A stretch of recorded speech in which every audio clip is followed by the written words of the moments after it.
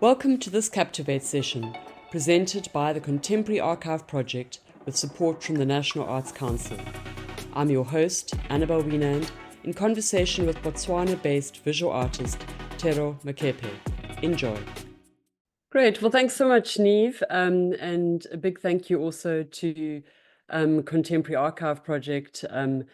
And of course, Thero, thank you for making the work, because without you and your work, this evening's discussion wouldn't exist. So my job tonight is really just to introduce Thero and give you a sense of like the format of this evening. And then I'm going to hand over to Thero. So I first met Thero when he was at UCT at Michaelis School of Fine Art, and I was really privileged to be able to see some of his presentations that were part of the Tierney Fellowship. So I was really excited to be asked a few years later to have a conversation with you, Thero. So thank you once again to CAP. So as many of you probably know, Thero Makepe is a Botswana-based artist, and he's one of the founders of the Botswana Pavilion, which is a platform to really give international exposure to young Botswanan artists. But apart from that, it's also about visibility and exchange. So I think that's a really lovely way to also connect with Contemporary Archive Project, which is also about exchange. And then also he's head of the art of residencies at the Art Residency Center in Gaborone in Botswana. So he's a man who wears many hats.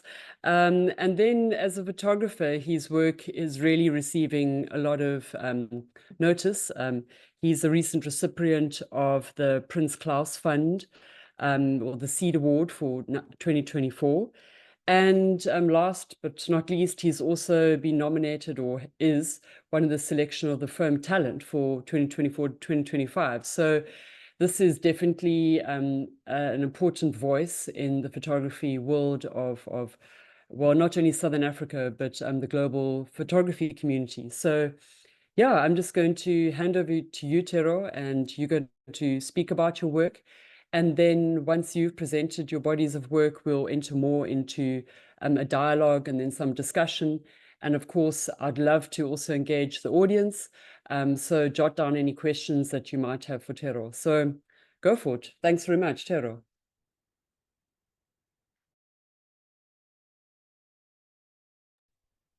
Yeah, good evening to everybody, wherever you're calling in from. And thank you to Annabelle for that wonderful, lovely introduction, and also to Neve and Cap for the lovely invitation to be able to present my work this evening. So yeah, my name is Thero Makepe. I was born and raised in Gaborone in Botswana. And from a young age, I knew that I wanted to be a visual artist from at least like 8 or 9 years old, when I could conceptualize what art is and art making. And initially, I was really interested in being a comic book artist or doing like Japanese manga. So I was always interested in storytelling. And then through the years of being in primary school and then high school, I had an art teacher called Mr. Jobson, Steve Jobson. And he always encouraged his students to draw from life and things like that. So then from there, when I did my IGCSEs and then A levels, he started mentoring me a bit closer, and he would give me USB sticks, like flash drives of different artists and things like that. And then that was my first exposure into contemporary art, because in Botswana, there aren't really any commercial galleries or contemporary art museums where you can go and see gallery exhibitions. So that was my first exposure to it. And we'll get to it later, but in those folders were my first exposure to like contemporary art photography, or photographers whose work is exhibited in galleries and in museums. So in that, there was David Goldblatt on the one side, and then there was also Gregory Crutzen, the American photographer. Two very different styles of photography, one more documentary, documenting life in South Africa, and then the other staged photography in America. But I wanted to be a painter. That was, in real life, the more forms of art that I had been exposed to was painting and sculpture, but definitely painting as something that was something more viable and probably more profitable. So then in 2016, I went to the University of Cape Town and the Michaela School of Fine Art, which is the fine arts school at UCT. And initially, when I did try painting, I didn't like it. I just couldn't get a grasp of it that well. And then photography ended up being the subject where I started getting better marks and things like that. But then through the years of like first year and second year, I was struggling to do photography beyond learning the technical aspects of it in terms of what am I actually going to photograph and what are the things that I'm interested in as an artist, because I wasn't from Cape Town. I hadn't been to Cape Town before I started my university degree.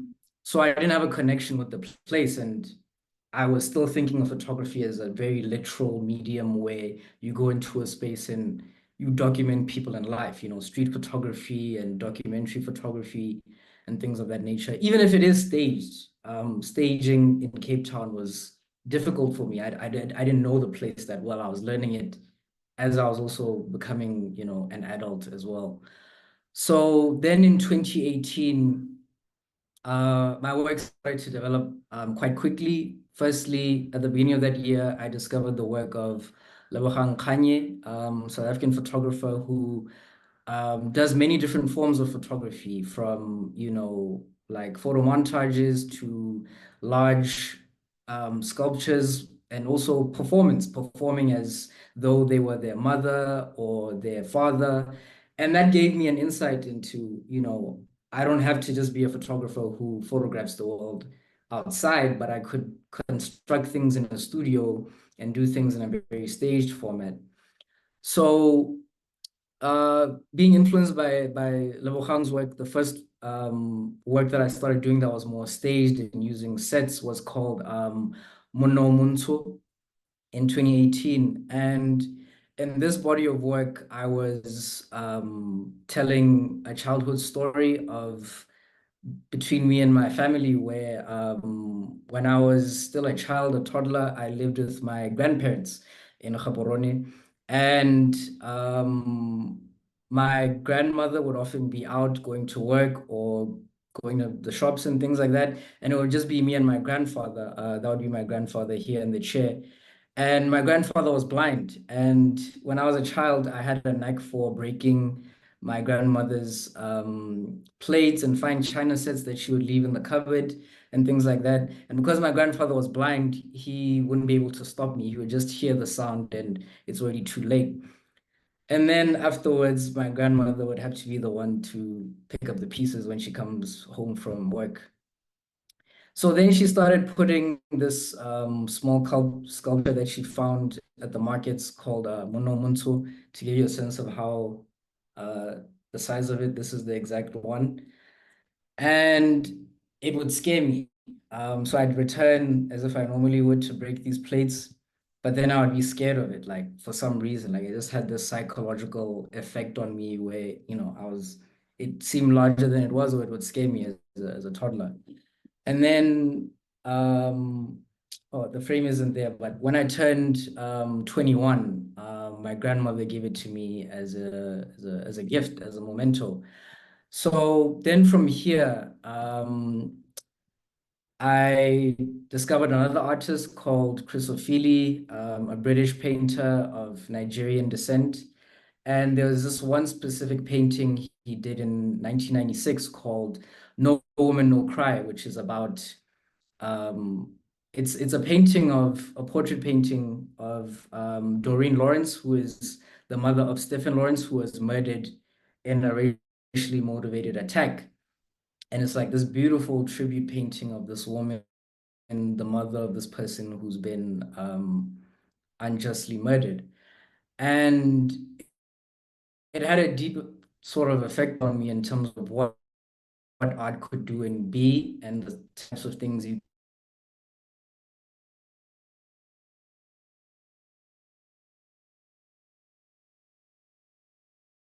some open discuss. So then it gave me insight to the type of artist that I want to be and the kind of subjects that I want to speak about and the kind of things, stories that I want to reveal and talk about. And then probably like a month after I discovered that painting, there was a tragic accident or incident rather that happened in Botswana where the Botswana Defense Force has a yearly celebration that they do. And part of that is they have fighter jet pilots flying over the national stadium. So it normally happens on a Saturday, and on the Friday they were doing rehearsals for it. And in this like squadron of 3 fighter jet pilots, there was one who reported a malfunction in his plane, and the guys at the control tower told him to report a mayday, which means that just eject the plane, and then you'll just have your parachute and be safe. But then where he was flying over at the time, he realized that if he was going to eject the plane, then it was just going to crash into any area in like the very popular spots in Gaborone, like the National Stadium, the University of Botswana is nearby there, my old high school is nearby there. But then he made the decision to instead fly the plane into a nearby golf course area, in just a bushy area in between a golf course and things like that. And by doing that, he sacrificed his own life, but he saved countless other lives in the process. And we initially heard about it on social media on the Friday morning, afternoon. Voice notes were floating around. People who were there, you can kind of see the crash site here on this newspaper article. That was the gentleman. His name was Clifford Manyuni, Major Clifford Manyuni. And what was really striking to me initially when I heard it was he was being referred to as a hero. In Setswana, the Setswana word for hero is Mogoka. And that was the first time I heard that word, because we don't really have heroes in Botswana as a part of our national grand narratives and things, so on and so forth, unlike other countries where there has been like revolutions. Botswana never really experienced a revolution, so we don't have heroes that exist in the grand narrative. So for me, I knew that I wanted to make something about this incident and what had just happened, because it was also a mystery. People weren't sure exactly what had happened, whether it was an issue with the pilot or an issue with the plane, and there were conflicting reports at the time and things like that. So I decided to make a body of work about that. And I continued in this vein of staging things with a miniature set, things that are the size of a toy, basically.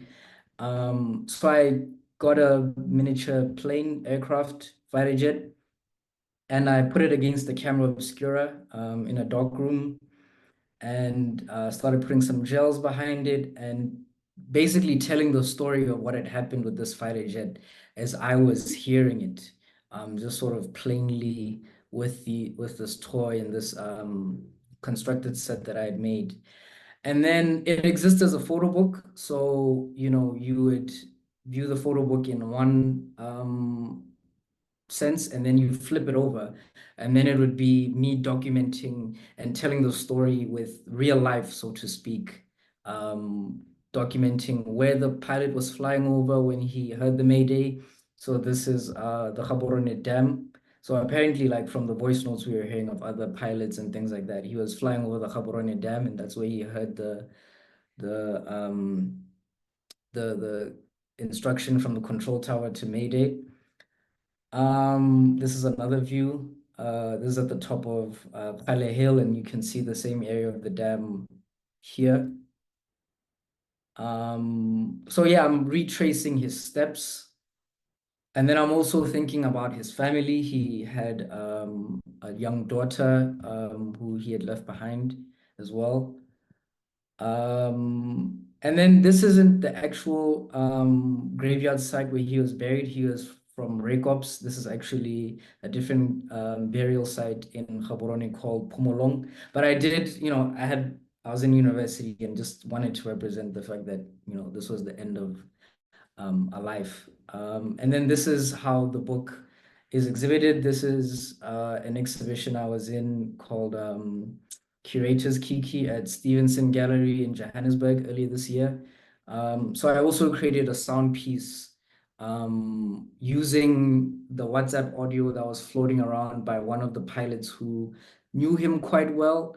and was the first time I heard him say Mogoka, the first time I heard someone describe him as a hero was in this voice note. So he gives you like an audio retelling in Setswana of what had happened from his point of view.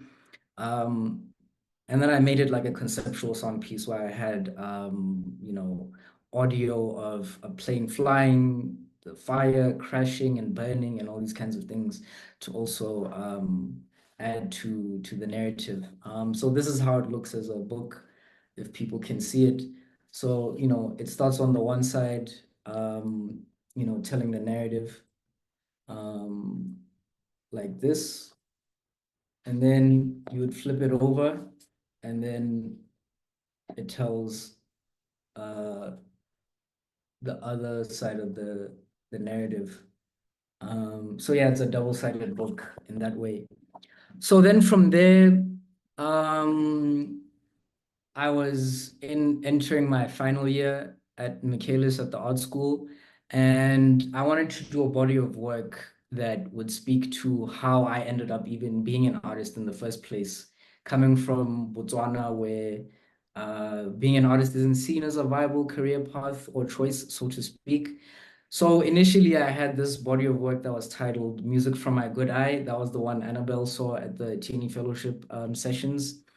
And it was a body of work that was telling the story of my family in between Botswana and South Africa from the 1960s to the present. And it's evolved into this current body of work that's titled We Didn't Choose to Be Born Here.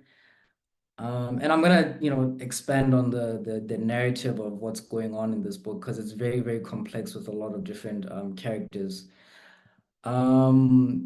So yeah, my desire and even just the freedom to choose to become an artist came from my relationship with my grandfather. My grandfather, this is him pictured on the left, was a musician performing in the 1960s and 70s in Botswana. And he was actually born in South Africa. He was born in a place called Dagakral in the Free State. And he moved to Botswana in 1958 to escape apartheid, like many other people who went into exile or just moved into other African states. My grandfather moved to Botswana, and when he came, he brought music with him, and he was part of the first jazz bands to perform in Botswana. And then beyond that, he worked as a civil servant in Botswana, working as a town clerk and other various jobs in government and things like that at a lower level, so to speak. And yeah, by the time I was born in 1996, my grandfather had already fallen blind. So when you see this picture here, my grandfather never actually physically saw me. But he still had a desire to want one of his children or grandchildren to become a musician because although he had these performances, he was doing this as a hobbyist, so he was never able to actually record music himself and put it out there in the world because there were no recording facilities in Gaborone. So he still wanted one of his offspring to become a musician in some shape or form, and if not a musician, then an artist. So when I was still a teenager, like 12, 13 years old, and deciding that I was going to be a visual artist and showing the desire for it, he still encouraged that nonetheless, and he was the one in my family who was really championing me to do that. So me becoming an artist was also sort of me fulfilling this dying wish in my family. And initially, that's what my project was going to be about when it was still music from my good eye. And then it expanded into other parts of my family and my being growing up in Botswana as well. So growing up in Botswana, I was very privileged in my upbringing and I went to private schools. So this is the private school that I went to in Gaborone. And this was the kind of experience that I had in private schools, very cosmopolitan and multicultural. So I grew up with classmates who are from all corners of the world. You can clearly see that in this classroom photo. had classmates from Germany, the Netherlands, China, the United States, so on and so forth. And that shaped the kind of person that I wanted to be, because every, show and tell that would happen after the holidays, vacations, I'd have all my friends saying they went here and there and brought all these kinds of nice gifts and things like that. And I just remained in Botswana. So I always had a desire to travel, and that influenced who I was in my young adulthood, so to speak. So yeah, the body of work that I've been developing includes archival images, family photographs, and also, staged images of my family in the present day. So on the left, this is my mother when I was still, in preschool. This is her in the present day. And another aspect of this narrative is that in 2008, when my family installed ADSL high-speed internet for the first time, I Googled both of my parents' surnames. So my surname is obviously Makepe, that's my father's surname. My mom's maiden surname is Motopeng. And when I first searched that, this person came up. And this is Zephaniah Motopeng, who was the second president of the Pan-Africanist Congress of Azania, which was, some would call it a breakaway party from the African National Congress, Nelson Mandela's party. And this was a very leftist, left-wing, Pan-African organization, highly revolutionary. And Zephaniah Mutupeng is my grandfather's uncle. So I didn't know who he was, and I wasn't told of who he was. So when I made that Google search, I was like 10, 12 years old. And it was the first time I was learning about him, and even just learning about the PAC in general. As someone who was attending schools in Botswana, we just really told the ANC narrative and a little bit of Steve Biko and Chris Hani here and there.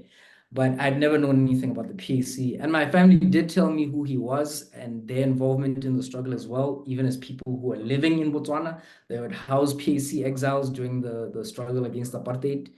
But they didn't tell it to me with a great deal of detail or with a sense of urgency that this is something that you have to know. But it was something I knew, something I knew from as early as 2008 when I was about, 11, 10 years old. And then fast forward to 2016 when I start my, fine art degree at UCT. We entered into the second year of Fees Must Fall. For those who don't know, Fees Must Fall was a nationwide series of protests that happened all over South African universities fighting for free decolonized education. And as someone who had grown up in Botswana, where Botswana, like I said earlier, had a peaceful transition to power, it was negotiations between the three chiefs, that's the sort of grand narrative we're told, and the ruling elite in Great Britain who allowed Botswana to become an independent nation. So there was no bloodshed. And since then, Botswana has enjoyed peaceful times. There has been no civil unrests, mass civil unrests that have led to any casualties or anything of the sort. And being in the midst of Fees Must Fall, it was my first time experiencing any form of revolution or mass wide protest with many, many people being involved for a collective goal. So I, was really within myself and also have a privileged upbringing, like I said before. So I had no reason to participate in Fees Must Fall because my parents could afford for me to be there. And I was very individualistic, like I'm just here to get my degree and so on and so forth. And as the protests were getting more and more what can I say? Yeah, as they were continuing and ongoing, the university was shut down for, I think, about 3 months. And I didn't really get involved. I sort of just stayed in my university dorm that I was staying in. But then on one evening, I encountered one of the leaders of PASMA. PASMA is the student wing of the PAC, the Pan-Africanist Congress of Azania, that Uncle Zeph was a part of. And I was on an elevator with one of the leaders of PASMA who was at the forefront of Fees Must Fall, was even, getting jailed for his involvement in the protests. And he had a picture of my Uncle Zev screen printed on his T-shirt. And that was like really shocking for me. I was like, whoa. And on this elevator ride, I was stuck in between two minds. I wanted to say to this person that, like, hey, you're wearing my relative on your T-shirt. But then I knew if I said that, then you would have said to me, like, oh, that's amazing. Like, you know, your great granduncle means so much to us. Like, we're gonna do the March to Parliament tomorrow. And then afterwards, we're gonna do the night vigil on Jamie Plaza. You need to like get a bullhorn and speak about your uncle and all these kinds of things. But I kept quiet because I didn't want to be, you know, I wasn't ready to be involved in that sort of way. At least that was my myopic view of what would happen if I said this was my relative. And then also I didn't want, on the opposite side of things, if I did say that he would look at me as some form of traitor and, you know, how could you not want to be involved in the struggle and all these kinds of things. So I just kept quiet, but I had this intense sense of guilt over like not being involved. And so the rest of this book, the title of the book is We Didn't Choose to Be Born Here, and it goes into what that means for different members of my family and how apartheid has impacted this one family structure. So on the one side, like I said before, you have my grandfather who decided to move from South Africa and escape apartheid and move to Botswana, lived a comfortable life that he had desired, and that was his choice. And then his uncle did the opposite and remained in South Africa. And at the time, he was a school teacher and, you know, chose to become an activist and joined the PAC, and then later became involved with the underground movements, the militant movements, and so on and so forth. And either man's decision had an impact for their children and grandchildren. So that's what my book and my body of work explores and depicts, the consequences that either decision had for either person and their family. So for example, this is a picture of my mother in Botswana in the present day. And for her, she reflects upon, you know, the fact that she was born in South Africa and then moved to Botswana with my grandparents, grew up here her whole life, but always had a sense of not belonging because she was South African and all of her family members remained in South Africa. And then also part of what is a huge part of Botswana's identity, living in Botswana, is your home village. You know, yeah, where you're from, so to speak. And my mother didn't have that, so she would get teased in high school, in primary school, for being a Motswakwa, someone who's from outside, so to speak. Even though she knows Setswana very well, it's like you're not from here, so we're distancing ourselves from you a little bit. And she also acts as a conduit. My mom's lived through all of these moments from the 1960s when my grandfather moved to Botswana up to the present day. And she is the one who's most represented in the visual archive of the family photographs, but also the present day staged images that I'm making.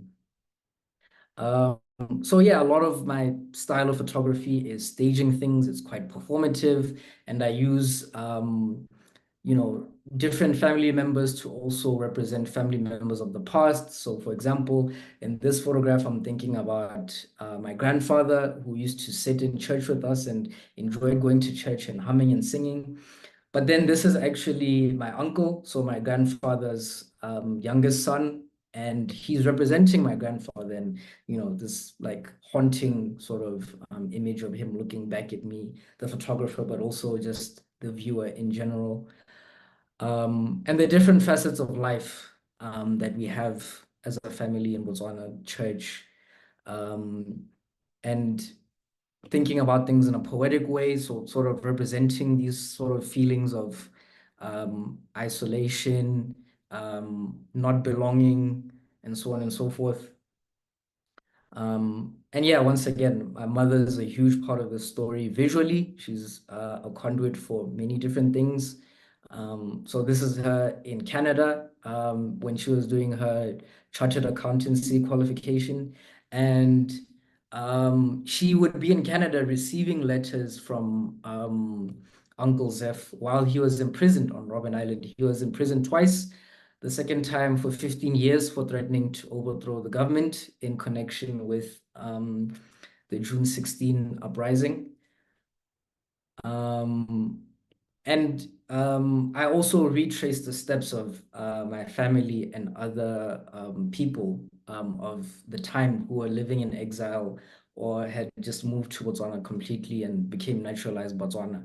So this isn't the actual homes that were raided, but there was this raid that happened in 1985 where the South African Defence Force came into Botswana and they were looking for South African exiles, mainly in the ANC. So because of that, my family wasn't targeted because they were housing PAC exiles and soldiers who would go to Tanzania to train for the armed struggle. So this is what those houses sort of look like. It's not the exact houses, but it's the houses of that time, like the first houses that were built in Gaborone. So I'm also using different types of archives. So, this is a family photograph, but then this is a screenshot from a DVD of my grandfather's funeral. So you can see my grandfather as a young man over here. And then, if you look here, that's like his funeral pamphlet. Newspaper articles from different times. So this is June 1985, right after the South African Defence Force came and raided in Gaborone. Speaking to also the different like roles my family has had in terms of revolutionaries, but also musicians. It's all a part of this like big family that I have. So yeah, this is what my family structure actually looks like. So, this is me and my family in Botswana. So you can see like my grandfather, my grandmother, my parents. And then on the other side, we have Uncle Zeph. So you can see that he's my grandfather's uncle, his wife, his children, grandchildren, and great-grandchildren. Um, sorry. And then, yeah, to sort of close off like some of the narrative and the overall message of what the body of work is about. It's called We Didn't Choose to Be Born Here, and it explores what that means in terms of like people gaining and losing things. So as I spoke about before, my mother sort of gained a lot by living in Botswana in terms of a very calm, quiet upbringing in a place without revolution, or the kind of oppression that you get with apartheid. But then she lost something. She lost her identity. And then conversely, with her cousins in South Africa that were the children of Uncle Zeph, they they felt as though they lost a lot by having a father who was in and out of jail, and was in prison on Robben Island for being a revolutionary and being a part of the armed struggle. But then this is an interview that Zeph's wife did in 1996 in Paris, with an organization in the Netherlands, actually, that was in solidarity with the struggle against apartheid. And here she's reflecting on her life and her decision to be married to a revolutionary. And I mean, the text is, I'm not sure if people can read it, but it's quite small here. But it reads with the subtitles that she doesn't regret the life that she's lived or the role her family has played in society. And if she had to think about doing it all over again, to maybe divorce her husband or do other things, she says she'd do it all the same again. Um, and she specifically says at the end that financially I'm poor, but spiritually I'm very, very rich. So yeah, these are specific, pages that I've extracted from this book that I've been working on since 2020. It's still in development now. But yeah, this is from the Foam Talent exhibition that happened early this year at Foam Museum in Amsterdam in the Netherlands. A beautiful installation earlier this year that ran from, I think, February to April. So I've started exhibiting the work as well. And yeah, that's the sort of scope of my career and visual art making up to now. So we can get into a group discussion now as well. Great. Well, Thero, thanks very, very much. Like, it's really beautiful to hear you talking about the work. And I think what might be useful for everyone, but just to give some sort of insight into like some themes or some things that have arisen while you've been talking about the work. So something that's very like potent and strong in your work is the way that you really draw from lived experience and from your context. And that is something that really like distinguishes your work, along with that, the way that you use the medium, and that you've got a very particular way to staging work. I mean, I know that you mentioned Lebogang Kanye as an influence, but your visual language and your version of using stage photography is very unique to you. So that's one thing that I think is really interesting in the way you weave kind of the archives, the various archives together, the personal and the public archives. So that's one kind of theme that's really interesting. I don't know if anyone else would want to pick up on that. But then there's another thing that, of course, a lot of these projects are photo books. And I think for a lot of like young photographers, and you spoke really eloquently about your evolution as a photographer, like coming from, I suppose, an understanding of a very literal use of the medium into a more narrative or expressive and poetic and artistic use of the medium. And photo books, I think, are a really like beautiful format for allowing that narrative and storytelling. Um, so I suppose like maybe you could give a little bit more insight into your process or the narrative element of your work and how that's evolved, or maybe we can also open it up to questions. People can raise their hands. I'll see if I can see if there are more hands coming up, but I think it'd be lovely for people to, yeah, like maybe hone into some of those aspects.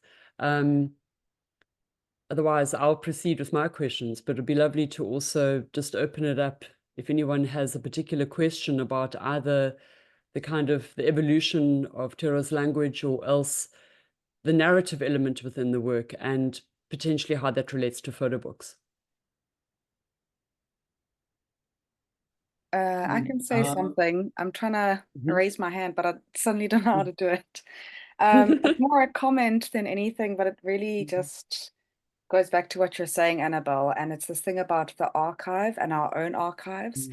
And it's like so simple, and it's almost like, oh, must I go and like dig through my mother's photos or anything? But it's so simple, but it's so rich. And like the more you dig, I mean, you finding out about the political side of your family is just so interesting. And, I think that's kind of the surge that I like to see in photography at the moment.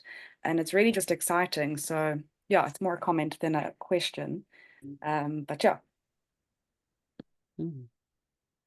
And maybe any other photographers who've joined the talk. I don't know if any of you are also drawing on your family narratives or your own archives. I mean, I can see, Tawani, you've joined us, but I think what is exciting is that one's personal narrative is, because of the nature of it being personal, it's really, the telling of it is so rich for kind of speaking for both something that is only relates to you and your lived experience, but also that other people can read narratives into it or can relate to it. So, I mean, Thero, like a question that I've often had is that, I mean, you've been quite explicit about how staged your work is, but up until tonight, I'll be honest, like I sometimes could see who the proxy was, like that image of your uncle turning round, and I knew that that was a place for your grandfather.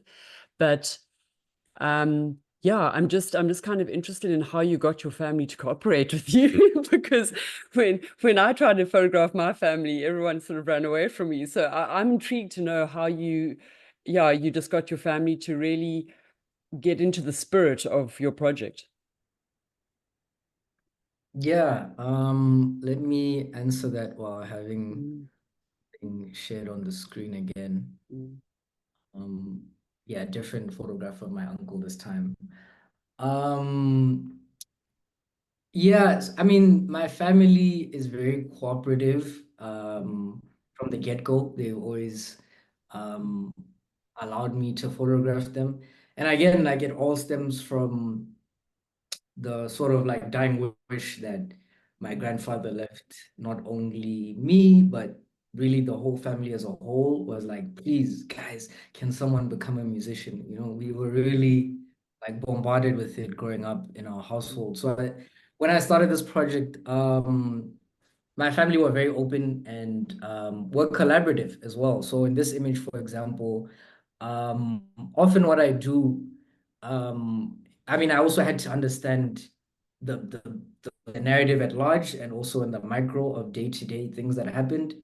So the way in which I would like kind of like collaborate with my family is that I'd ask my mom, for example, about a memory from the past around specific events. So when the 1985 raid happened, I asked her like what had happened and how it was from her point of view. And she describes the evening when she could hear the army tanks swarming into Gaborone, her going into my grandfather's bedroom and just like looking to him for comfort of like, Dad, what's gonna happen? So I hear a story like that, and then I just, well, let's go and photograph that. And I'll use a different family member to go and do that. And yeah, my family is just very open with it as well. You know, they very kind and, you know, just like, yeah, let's do it. When the time permits. I think it also, like, it took time as well to a degree in terms of scheduling and things like that. And when I first started this project, I was in university, so I'd have to do it when I'm on vacation and things like that. But over time, especially because they still had to understand and digest what was happening. So now that I'm participating a lot more in exhibitions, they get to see the installation shots and the journals and magazines that I'm featured in. And it's like, oh, wow, like we're really like our photos are being seen everywhere sometimes and things like that. And again, I think because there's an understanding that the family, I mean, mainly specifically one person like Uncle Zeph is a part of the grand narrative of South Africa, even if it's not like super well known, like compared to like, you know, other big actors like Nelson Mandela or Steve Biko. Even within the party, the first president before Uncle Zeph was Robert Sobukwe. He's probably more well known, so to speak. There is a feeling of responsibility that he's a collective ancestor. Like he doesn't belong to all of us necessarily. Like he's, you know, he contributed towards society, like his wife said very well. But at the same time, we're custodians of a certain type of story and narrative. And, you know, my family's been very happy to participate in that and also understanding that our individual familial story is the story of many other people. Like there's many other people in Gaborone who left South Africa to come to Botswana. And just globally in the world, there's many people who, from that period of civil uprisings, transitioned to independent nations in Africa and other places in the world, went into exile. I think that's, you know, a very universal story of people leaving their homes, people who grew up in cosmopolitan environments and wish they were from somewhere else, and so to speak. So yeah, it's very moving as well when you know, people share these stories with me and then I relay them to my family that like, oh yeah, like we also relate, like we also, you know, had to cross the border and all these sort of things, and we know your great granduncle and all these kinds of things. So yeah, I'm very fortunate and privileged in that sense that my family have been, you know, willing participants in my work. Wow. Thero, so also thank you, Claire Patrick. I see you've got a question in the chat. So yeah, to everyone who's joined us tonight, you're very welcome to also just put questions in the chat. So Claire said, like, it's just really been lovely to listen to this, and she's curious to know how you've experienced taking this work overseas. Like, have you had to do lots of explaining? Have you had new realizations by seeing your work in new context? It's really beautiful. Thero, I'll respond to that. That's a very good question. I naturally do a lot of explaining myself. That's the kind of person I am. I would like for people to always know the context. But I think because of the way in which I'm photographing, where it is quite staged, that's intriguing to people in and of itself, so to speak. So there is like wanting to know, like, for example, why is this man holding a gun in what looks like, you know, a backyard? Like, what's happening here? Where am I holding this trombone, and what sand is that? Where is this happening? Where is that? You know, so all these questions arise, and that sort of does lead people to dig deeper into the narrative. I mean, if it's a museum exhibition like the Foam Talent exhibition, for example, earlier this year, there's QR codes in the, you know, in the curatorial things that they do, so you can go and read more about my work. And they also did a wonderful job of doing an online sort of portfolios for all of us, where, you know, you hear me describe the narrative, and there's also links to the music that like my other families recorded and things like that. And then in terms of things that I've learned from my work being overseas, I can't really say there's much that like or a different way in which I've sort of viewed my work from there. Because I mean, when I was still doing this work in art school as well, they were also trying to make me think about the universality of the story at large, in terms of, you know, family moving from one country to another, leaving another family behind, and how that has happened in Europe. It's happened in other parts of Africa, not just like sub-Saharan Africa. So that was always in my mind. So I can't really say at the moment there's anything that I've learned from exhibiting my work in the international sphere. I think it's more locally with other Botswana and other South Africans, like hearing people's own personal accounts of how their family has experienced apartheid and the kind of movement that they've had to do, their relationship to the Pan-Africanist Congress of Azania, for example, and that kind of far left side of South African politics and history that's not always spoken about, especially in the media. So yeah, I mean that's like my answer to those questions. Yeah, but Thero, I think it's an interesting point you raise about almost like this responsibility to tell these stories, and the image also of I think your mother in the snow in Canada. It really kind of evoked another image that I'd realized I'd carried in my head, because it came from the book Always Another Country by Sisonke Msimang, who, you know, was moved around a lot. Also, her family went into exile. And at one point, she has this description of snow and being in this really like bitter part of Canada. And also like this really incredible stories of the impact I think that exile had on families, and her childhood memories of her mother determined to kind of like fit in or make the children feel like they were part of Canada, and she took them camping, and these sort of like really so like heart-wrenching stories of like how parents, who were raising families in exile would really be trying to build careers of their own, build lives of their own, while also raising young children who, I think you spoke so beautifully about that sense of like what you gain and what you lose. And this image just really, it triggered something in me. I was like, what am I thinking about? And I was like, always another country. So I think that's something that's really beautiful about, talking about how different mediums, or you're a photographer, she's a writer, but these things kind of like overlay or correlate.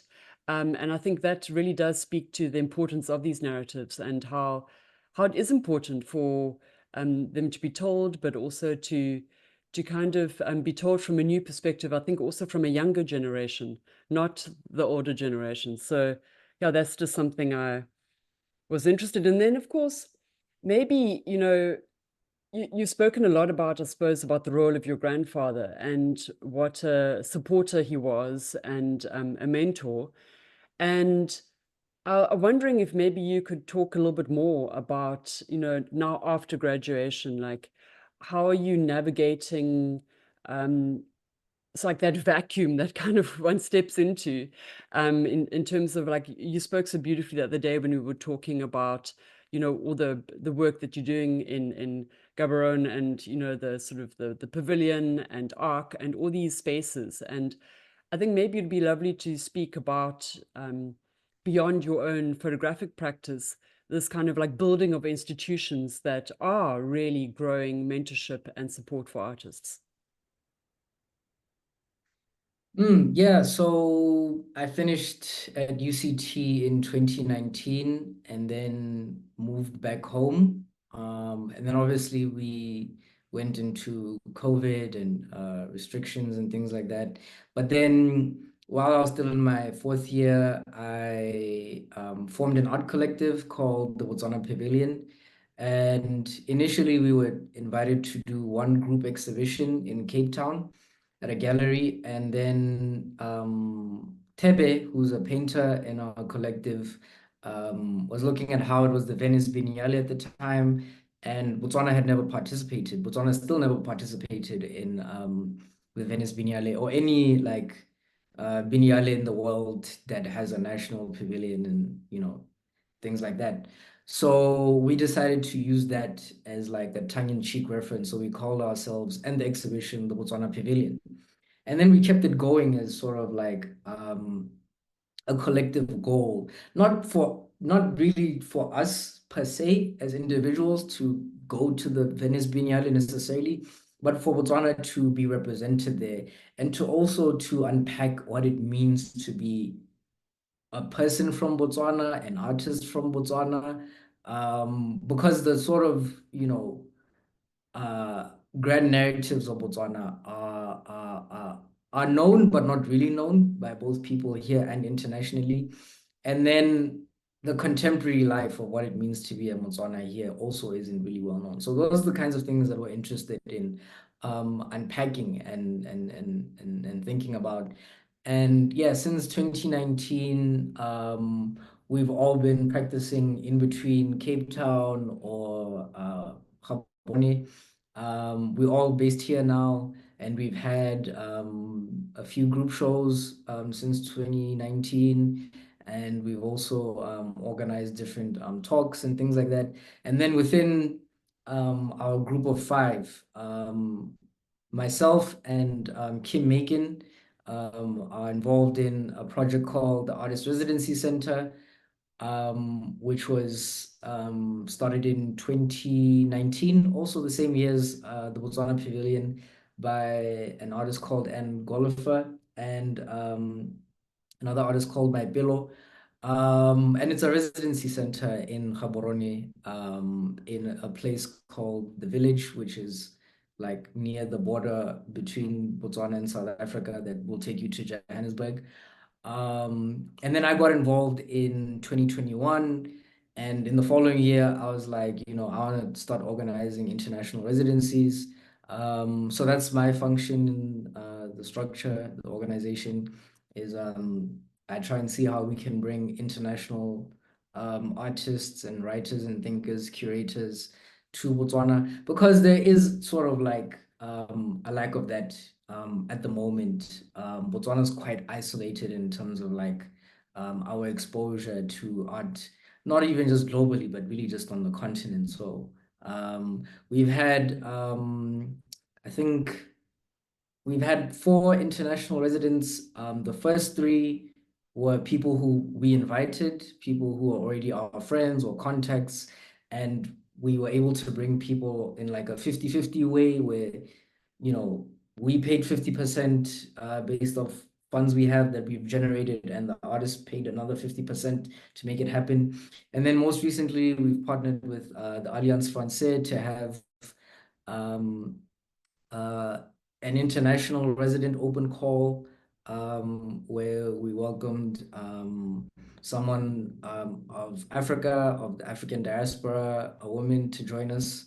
And that happened just now. They just left a couple of weeks ago, Moroccan artist, which was really, really wonderful because most of us within the organization and just Botswana at large, not even just the artist community, had never met a Moroccan or someone from the Arab African world. So it was very demystifying for us, like to understand what that life is like.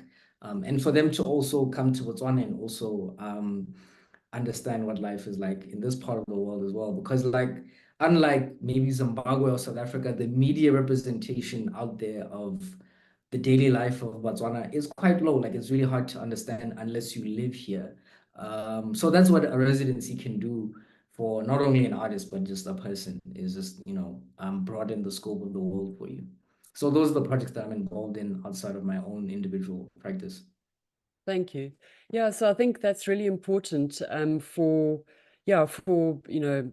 young artists, but I don't mean young always in age. I mean maybe young in terms of where you're at, to really apply for residencies and to become part of networks. I think, I mean, Thero, like just what you and your co-founders are doing is really fantastic, because I think that the more these kind of little hubs grow and interconnect, like I just think that it really does elevate not only the visibility, but also a sense of breaking down that isolation that I think a lot of young practitioners do feel, particularly if you're not in the main centers. So yeah, I mean, kudos to you and your peers. And then just once again, anyone from the audience want to type in anything or contribute? But no, then I'm going to continue.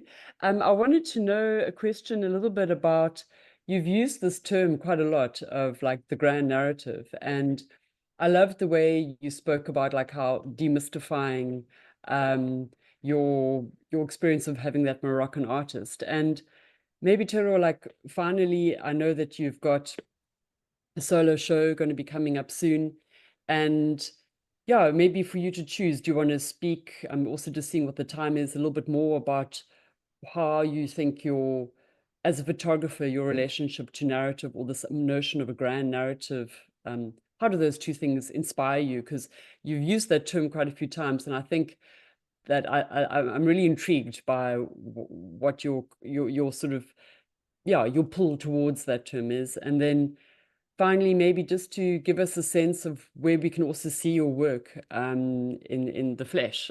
So yeah, maybe you can close with that. Yeah. Firstly, I do also want to I'm gonna shout out some people who are here. So Anne, who founded the Artist Residency Center, is in the Zoom call. Visule, who was our third international resident, is here. Anissa, who was the fourth one who did the international residency, is also here as well. So thanks for joining, guys. I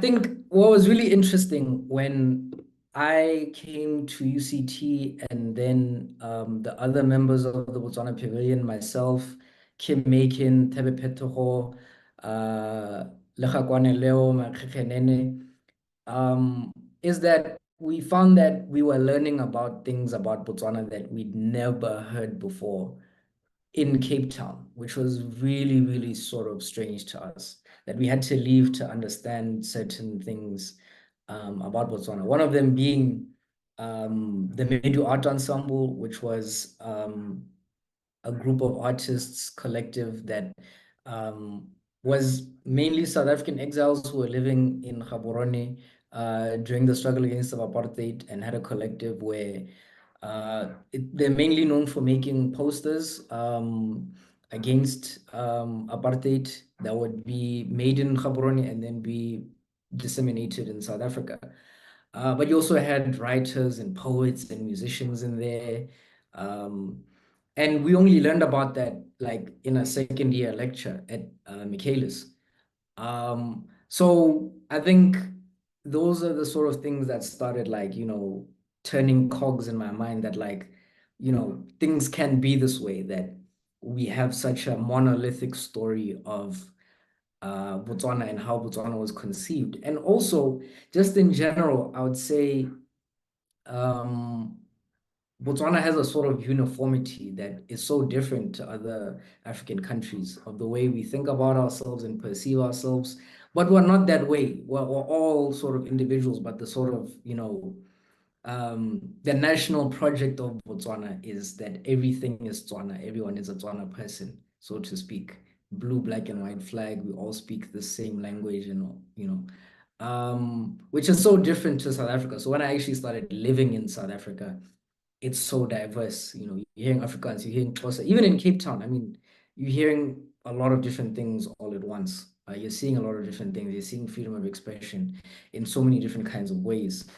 So as an artist, that's something that I'm really interested in, is the way in which countries construct a grand narrative of how we came to be, how, like, I'm learning now about like Algeria, for example, and the Algerian Revolution and Frantz Fanon, how Algeria came to be, how Algeria exists now, how Botswana exists, how it exists now, how South Africa exists, you know, how it came to be, and so on and so forth.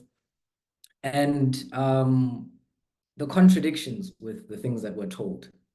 Those are the things that I'm interested in, is like these little moments in history sometimes that will help you understand that it's not exactly how it's told in the news, in our history textbooks, and so on and so forth.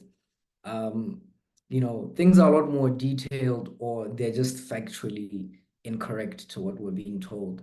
So those are the things that I'm interested in demystifying and